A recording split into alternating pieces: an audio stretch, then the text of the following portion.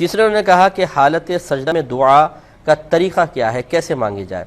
دیکھیں پہلی بات تو یہ کہ آپ فرض کے سجدے میں نہ مانگیں دعا، نوافل کے سجدوں میں نبی کریم صلی اللہ علیہ وسلم سے دعا مانگنا منقول ہے، لیکن اس میں بھی یوں کہ جو آپ یوں نہیں کہ اردو میں دعائیں مانگنا شروع کر دیں، بلکہ جو منقول اور ماثور دعائیں ہیں، نبی کریم صلی اللہ علیہ وسلم نے کوئی دعا مانگی آپ کو یاد ہے اور اس کا مفہوم بھی آپ کے ذہن میں، یہ ہمیشہ یاد رکھیں کہ جب آپ اللہ تعالیٰ کی بارگاہ میں عربک میں کوئی دعا پڑھ رہے ہیں تو جب تک اس کا مفہوم آپ کے ذہن میں نہیں ہوگا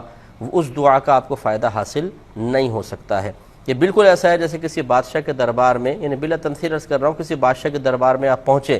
اور ایک پرچہ آپ کو دے دیا جائے جس میں کچھ لکھا تو ہے لیکن ایسی لینگویج میں جو آپ کو بھی نہیں آتی، یعنی پتہ ہی نہیں کیا ہے، اور آپ اس کو بادشاہ کے سامنے پیش کرنا شروع کر دیں تو یہ عجیب و غریب بات ہوگی کہ بادشاہ نے اگر آپ سے پوچھا کہ آپ نے کیا مانگا، آپ کو پتہ ہے؟ آپ کہ مجھے تو پتہ نہیں۔ تو ہماری مسجدوں میں بھی ایسے ہی ہوتا ہے کہ امام صاحب عربک میں دعا مانگ رہے ہوتے ہیں، سارے بیٹے آمین آمین آمین، اب ان سے بعد میں پوچھیں کہ امام صاحب نے کہا کیا تھا، کیونکہ کچھ پتہ نہیں کیا کہا تھا۔ حتیٰ کہ اگر اس عوام سے یہ پوچھ لیا جائے نا کہ آمین آپ نے کہا، آمین کا مطلب کیا ہے، وہ کہیں گے یہ بھی نہیں پتہ ہمیں کیا ہے، یعنی اتنی غفلت ہے ہماری کچھ انتہا نہیں۔ تو لہٰذا بہتر یہ ہے کہ آپ منقول دعائیں پڑھیں، اگر پڑھنا چاہیں کرنا چاہیں دعا تو سجدے میں جا کر اور اس کا بھی مفہوم آتا ہو، ورنہ نہ ہی کریں تو بہتر ہے آپ نماز پڑھیں، آخر میں ویسے اردو میں اپنی نماز کے بعد یعنی اردو میں دعا مانگ لیں، وہ بہت اچھا ہے۔